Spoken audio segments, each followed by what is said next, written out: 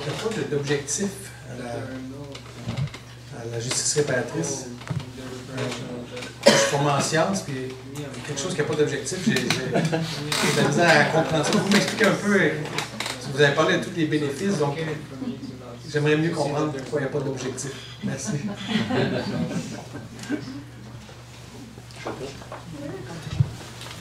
C'est vraiment une très belle question.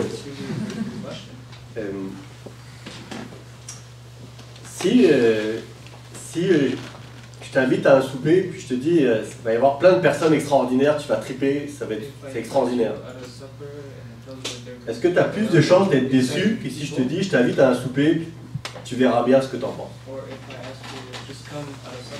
L'idée, c'est un peu, si je te dis, ben, tu vas venir, puis il va se passer ça, tu vas triper. Le crime, ça sera derrière toi, après ça, ça va marcher. C'est l'idée de faire le même mécanisme que fait le libéralisme, le capitalisme, et d'essayer de calculer, d'essayer de prévoir la possibilité d'une réparation et de mettre les paramètres pour que ça arrive. Je pense qu'il y a dans les traditions religieuses l'idée de libre arbitre qui est très forte, et je pense qu'il est au cœur de la démarche, c'est que c'est une coquille vide qui est proposée, donc c'est à la fois très simple et très complexe, parce qu'on a l'impression que c'est juste... Oui, pardon. Alors, je ne sais pas si je dois répéter quelque chose. Donc, c'est l'idée de la coquille vide, parce que c'est un espace de dialogue qui, en même temps, ça prend beaucoup de savoir-faire. C'est pas juste, hey, on va jaser. C'est vraiment du savoir. Il y a du savoir-faire derrière, il y a des étapes à suivre, il y a toute une réflexion pour ne pas revictimiser la personne. Donc, on ne se lance pas comme ça, du tout. Je suis en ce moment, une formation pour être animateur, puis on sort de là, on est... Bah, bon, moi j'ai peur d'animer un jour, c'est très puissant, mais en même temps, on ne veut pas, contrairement à la médiation qui existe déjà, s'asseoir pour un objectif. L'objectif sortira du cercle. Mais si tu arrives en disant il faut trouver une manière que la personne s'excuse ou qu'elle fasse quelque chose, la victime, ça ne va pas forcément l'aider parce qu'elle n'a pas participé à ça, et le fonceur va avoir l'impression d'avoir subi quelque chose plus qu'autre chose. Alors que si c'est quelque chose qui est sorti du fruit de la discussion, qui n'était pas prévu du tout initialement, là il y a un caractère extrêmement puissant. La métaphore du souper était peut-être un peu curieuse, je ne sais pas. Mais c'est l'idée, voilà, je pense que c'est vraiment l'idée de ne... C'est l'idée qu'on ne peut pas calculer ce genre de choses. On ne peut pas mettre en place les choses pour que ça arrive, et on va considérer que ça a plus de chances que ça n'arrive pas si on le fait. Et que ça a plus de chances que ça arrive si on ne le fait pas. Donc là aussi, il y a une remise en question de la manière dont on se perçoit collectivement. Il faut qu'on soit efficace, il faut que j'aille travailler, il faut que je rentre, clac, clac, clac, clac, clac. Et comme en science, ça fait appel à un concept qui t'intéresserait peut-être, c'est celui de résonance.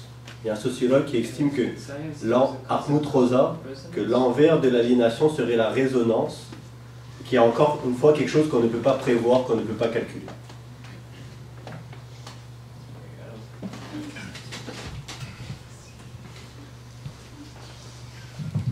J'ai une question, mais je vais la pousser en anglais. The next question I'm going to ask it in English. I don't know if I lost it at the beginning, maybe in my, because I didn't have the... Sorry. No, I didn't have the, in my French sometimes I lost, but very interesting everything you mentioned. Could you make a connect, how is this connected with the environment? How can this be applied within the context of environment? I think it's interesting, and I have other questions, but I'll leave it that way. C'était au moment où je parlais encore vite que j'ai expliqué ça. Donc,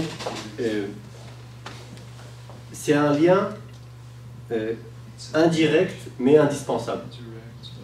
Dans le sens que, ce que je disais, c'est qu'une transition écologique peut très bien se faire sans transition sociale, sans, on va dire, collectif. Elle peut se faire au détriment des plus défavorisés. Et pour qu'une transition sociale soit juste, une transition écologique soit juste, il faut ramener l'importance de la communauté au centre.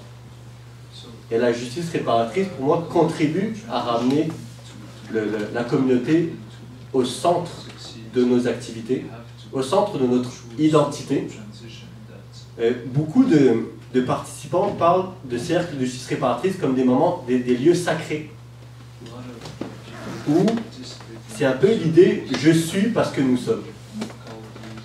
Et si on ne passe pas par cette phase-là pour une transition écologique, on risque de passer, d'aller vers une transition écologique à l'image d'une société individualiste, donc avec beaucoup de personnes qui en paieront le prix. Est-ce que c'est plus clair?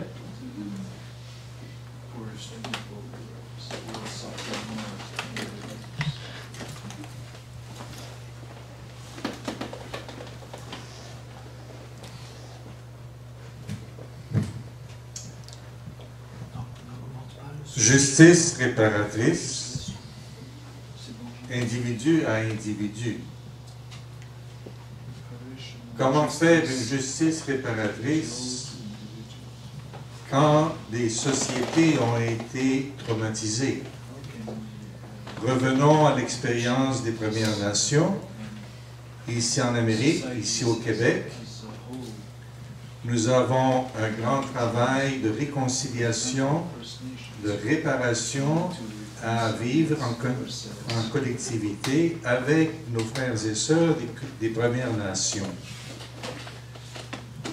Comment est-ce que l'expérience de la justice réparatrice peut nous aider à aller voir nos traumatismes collectifs? Si on regarde l'histoire des francophones, canadiens, français, traumatisés par l'expérience de la domination anglaise, c'est un fait historique. On a connu collectivement des traumatismes, mais toutes les sociétés ont connu dans leur histoire des traumatismes à un niveau ou à un autre. Il y a la notion de l'histoire qui rentre en ligne de compte. Dans le cadre de justice réparatrice, on parle de l'histoire des individus. Mais comment aborder maintenant la complexité des histoires humaines et planétaires? Vous voyez comment ça devient compliqué. Comment est-ce qu'on peut y arriver? Moi, un jour, j'étais dans une soirée, il n'y avait que des populations amérindiennes et noires. J'étais de la minorité visible parce que j'étais un des deux blancs qui étaient encore dans cette salle.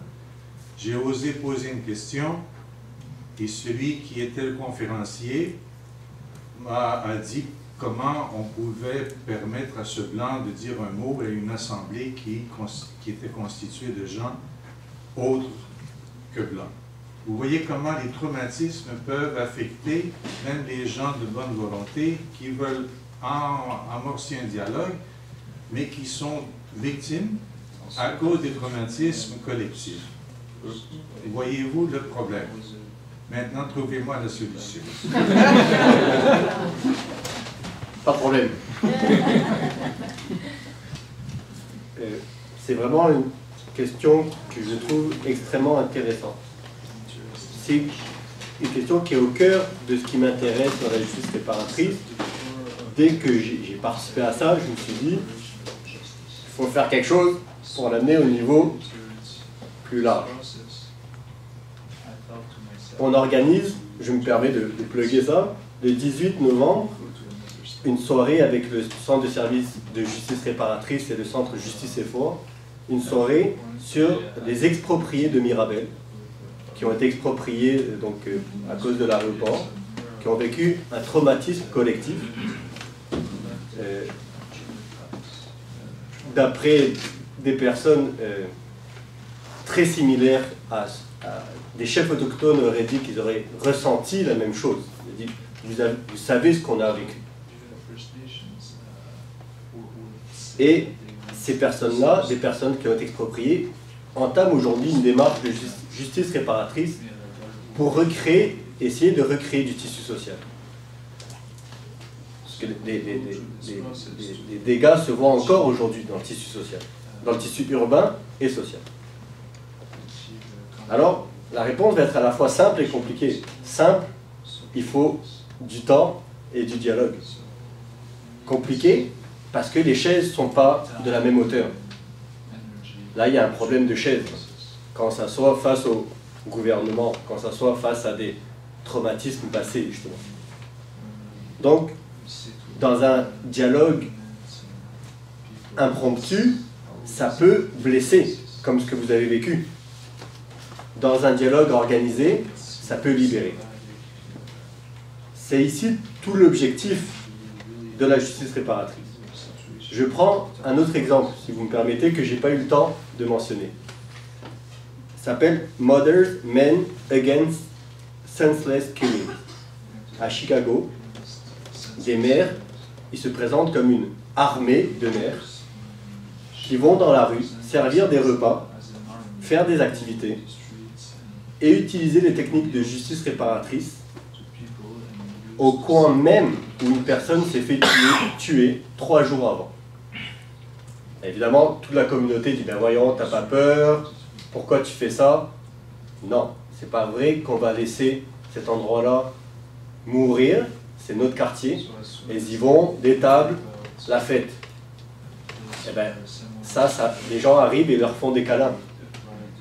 Si je peux me permettre cette critique, que je pense très vraie, c'est encore du travail de femme. C'est encore du travail invisible. C'est encore du travail qu'on ne valorise pas. Si on y accordait une vraie priorité collective, si c'était un travail qu'on estimait ces femmes-là font ce qu'il y a de plus important, en fait, au lieu de chercher des innovations scientifiques dont on n'a plus besoin, parce qu'on en a déjà assez, eh ben, on vivrait dans une société pas mal plus en santé. Donc, cette idée de prendre le temps, je l'ai aussi entendu d'une femme qui avait vécu le génocide rwandais, qui disait il faut prendre le temps d'écouter. C'est quelque chose qui n'est même pas imaginable pour nous. On parle d'écouter 8 heures, 10 heures, 12 heures. Et encore le lendemain, ça recontinue. Et elle avait dit, vous, en Occident, vous ne savez pas écouter. Et c'était extrêmement puissant. Et elle nous l'avait dit, et on était d'accord. Dans un autre contexte, ça aurait pu être dur à entendre. Mais là, la manière, elle a amené avec beaucoup d'amour. Alors, et j'ai pas parlé non plus des villes réparatrices, des villes qui essayent justement de tout miser sur ces mécanismes de justice alternative, qui ont fait des baisses énormes d'entrée au système de justice, qui ont fait des engagements dans les écoles des parents et des élèves en difficulté bien plus hauts. Là, je parle d'une ville en Angleterre, la première ville qui veut être une ville réparatrice. Donc, il y a, à un niveau collectif, plein de choses à faire. Encore faut-il prendre le temps et comment dire, utiliser nos ressources pour cela. Je m'excuse, je veux finir sur ce point-là. Parfois, effectivement, on utilise parfois la justice réparatrice, comme en Colombie-Britannique, pour des crimes environnementaux. On va asseoir des personnes qui ont souffert de quelque chose, de gaz, émanation de gaz, de tout ce qu'on peut imaginer, et des représentants des compagnies. Il y a un effet intéressant, effectivement, c'est que le citoyen humanise l'entreprise. Derrière l'entreprise, il y a un individu. Mais des animateurs qui ont participé à ça, de justice réparatrice, ont estimé que c'était plus des exercices de relations publiques pour redorer l'entreprise, finalement. Donc là, on peut estimer que ça marchait très peu. Dépendamment de notre paire de lunettes, optimiste ou pas, à moitié ou très peu. Moi, je vais dire très peu. Parce que, finalement, au lieu que l'entreprise donne de l'argent au gouvernement, il le donnait à un organisme du quartier. D'accord? Mais là, moi, je suis un peu radical. Là, il faut des lois fermes pour empêcher ces entreprises-là de polluer. Ce n'est pas le dialogue. Le dialogue va contribuer à quelque chose, indéniablement. Mais il y a aussi... Là, il y a quelque chose qu'il faut... Et d'ailleurs, c'est quelque chose que je voulais dire, il y a 2 chercheurs qui vont dire la justice réparatrice doit tenter de restaurer les pouvoirs entre les individus mais aussi s'attaquer aux causes systémiques, pauvreté, racisme, marginalisation et problèmes écologiques.